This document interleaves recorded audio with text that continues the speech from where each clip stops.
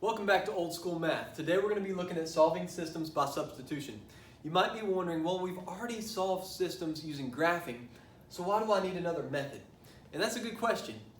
Like we looked at with graphing, graphs by hand aren't always conducive to finding the coordinate if the lines don't meet up at an intersection point, and you might not always have a calculator that you can use.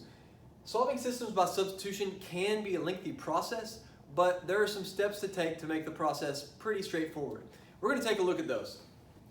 By the end of this video, you will be able to substitute numbers and expressions into equations and solve systems of equations using the substitution method.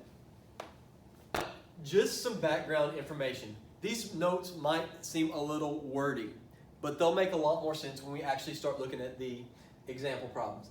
Solving systems by substitution is not always a quick process. This process, more than any other process, develops that problem-solving strategy of just being able to stay with the problem and persevere in solving it. This is a really powerful method, not only for this topic with linear systems, but in all kinds of math beyond Algebra 2. The substitution method works really well if one of your equations is already solved for a variable. So if you get a test or a quiz, and you can use any method you want, if we already have an equation solved for one variable, substitution is going to be a nice method to use. So here's the steps that you're going to want to follow. Again, I know it seems wordy, but it'll make sense when we start working examples. First thing you're going to need to do is solve one of your equations for a single variable, either x or y, if necessary. If one of them's already solved for one of the variables x or y, you can skip that. Then you're going to want to substitute that expression for x or y into your second equation and solve for the variable. Now the reason we do this is after we do this step, we will be able to see that there's only one variable left in one equation, and we'll be able to solve that equation either for x or for y, depending on how we substitute it. Once you have a numerical value for either x or your y, you're going to substitute it into either of your original equations to solve for your last variable. You'll write your two answers for x and y as a coordinate pair, or as an ordered pair. This is a solution to your system. You can always check your work by graphing and finding the intersecting points. You can also check your work by substituting the values for x or y into both equations. If the value substituted for x and y actually satisfies both equations, you know you've done this the correct way. Let's take a look at a couple examples together. Again, if we're going through the examples and I'm going too fast, hit that pause button. Take it a little slower. Our first example here is y equals 2x plus 4 and x minus y equals negative 3.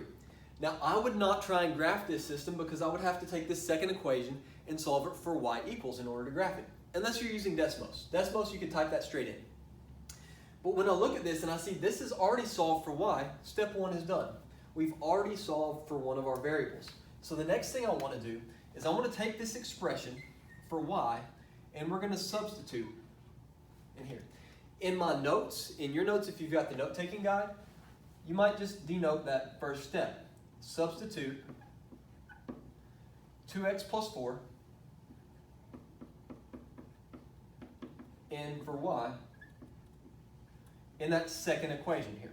When we do that substitution, it's always important to keep stuff in parentheses so that you can maybe distribute a negative, or if you've got a number in front of y, you could distribute that as well. So we've got x minus 2x plus 4 equals negative 3.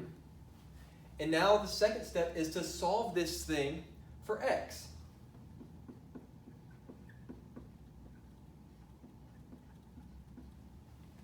So we're not going to change that x, but we are going to distribute the negative to both terms. So we have minus 2x, negative times a positive is a negative, minus 4 equals negative 3. So now we want to go through and combine like terms if we can. We see we've got x minus 2x, so that would leave us with negative x. Minus 4, we didn't do anything with that, equals negative 3. From here, we need to add 4 to both sides. When we add 4 to both sides, we're left with negative x on the left, and on the right, we're left with positive 1. And at this point, we can really either multiply by a negative 1 or divide by a negative 1. I'm going to choose to divide by a negative 1. So then x is equal to negative 1. Now it's tempting to stop right there because you solved for one of your variables. But remember we said once we solve for one variable, take this, put it into either one of our original equations, and solve for the other variable. So we solve for x. Now we want to substitute and solve for y. Okay?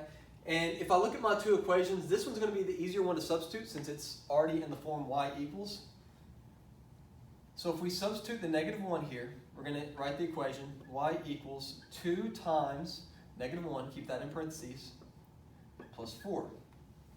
2 times negative 1 is negative 2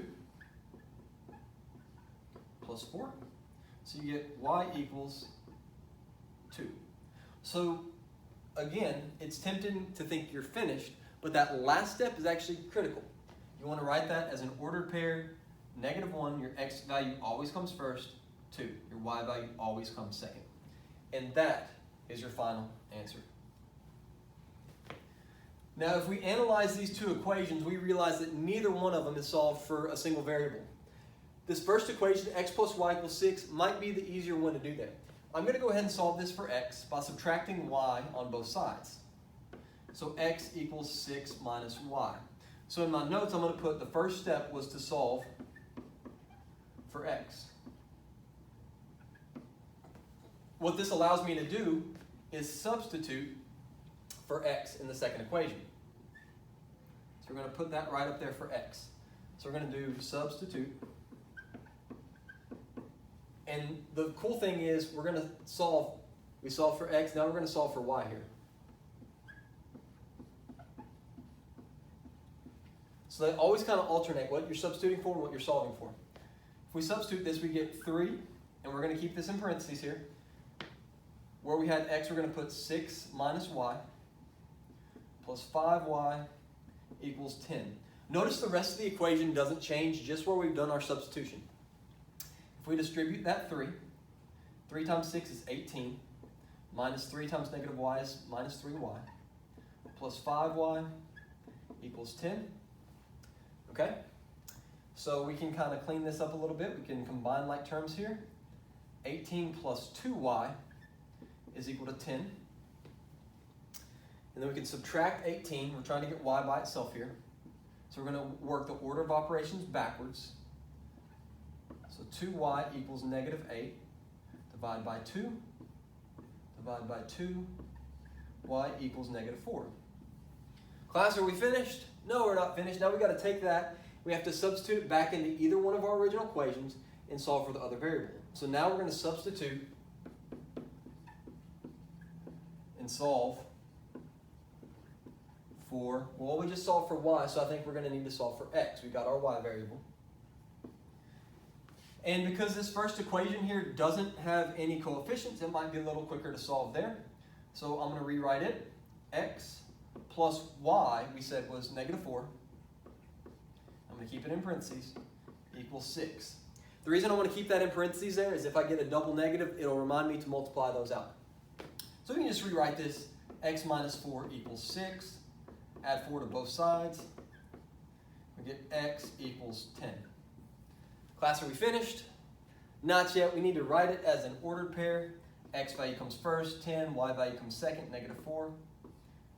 10, negative 4 is where these two lines would intersect if we were to graph them. And so when I'm looking at these, I want to figure out one that might be easier to solve.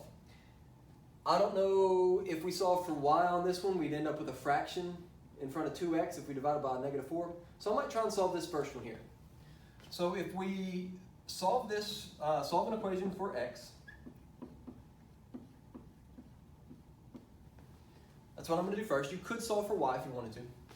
We're going to get 3x, and I'm going to subtract that 6y term on the other side. 6 minus 6y. And then we're going to divide everything by 3. Divide each term by 3. And I'm writing it under each individual term to remind me not to just divide the first 6 or the second 6 by 3. I need to divide everything in there by 3. So I get x equals 2 minus 2y. Now from there, what can we do? We can take this expression and we can substitute in for x and we can solve for y.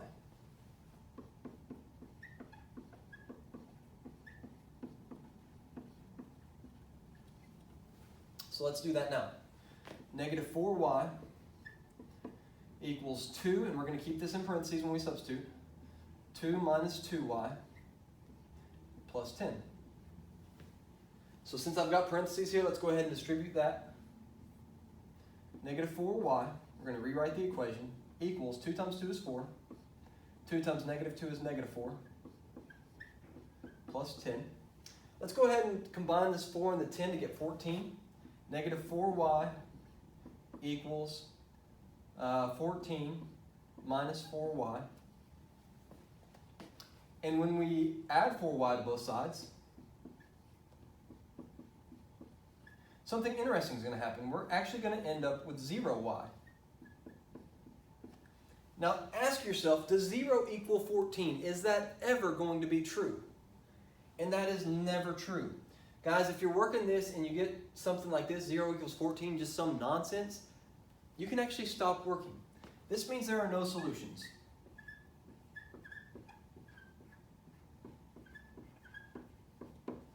What that means about these two lines, even though we can't really tell it from this, these lines are actually going to be parallel. So we've got two parallel lines that will never touch. There will be no solutions to this system. Try a couple on your own. When you're ready to restart the video, hit play and we'll work them out together. I'll give you a minute. So on this first one, we've got this solved for, or we have x by itself almost. We just need to add 2y to both sides. So that'll be real simple. X equals negative 4 plus 2y. And we can substitute this in for x. So we get 3, keep it in parentheses, negative 4 plus 2y plus 5y equals 10. Now I'll solve this first one for x, so this one we get to solve for y. We'll distribute that 3. Negative 12 plus 2y, or plus, sorry, I didn't multiply that there. 3 times 2y is 6y plus 5y equals 10. 6y and 5y would give you 11y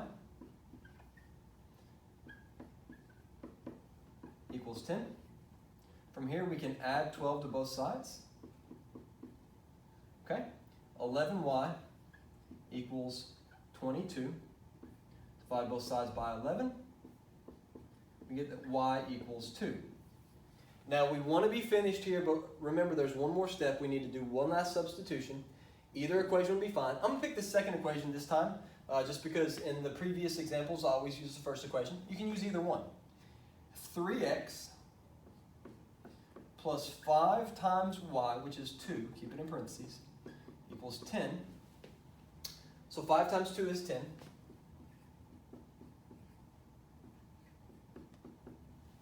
Okay, we'll subtract 10 on both sides here. 3x equals 0. Then we can divide both sides by 3. We know that 3 times 0 is always going to be 0, so we shouldn't be surprised when we get x equals 0. Last thing we need to do on this problem, write these as an ordered pair. X value comes first, that's 0. Y value comes second, that's 2. Final answer. This second one, negative 5x plus y equals 0 and 3x plus 9y equals 12. Again, we're going to need to solve one of these equations. I'm going to pick this one because it's got a 0 in it. So if we add 5x to both sides, we get y equals 5x. So I'll solve this one for y. We'll substitute in here. We get 3x plus 9 times 5x when we do our substitution in for y equals 12. We can distribute, or we can multiply that. 9 times 5 is 45. So we get 45x plus a 3x over here equals 12. 3x plus 45x is going to give you 48x.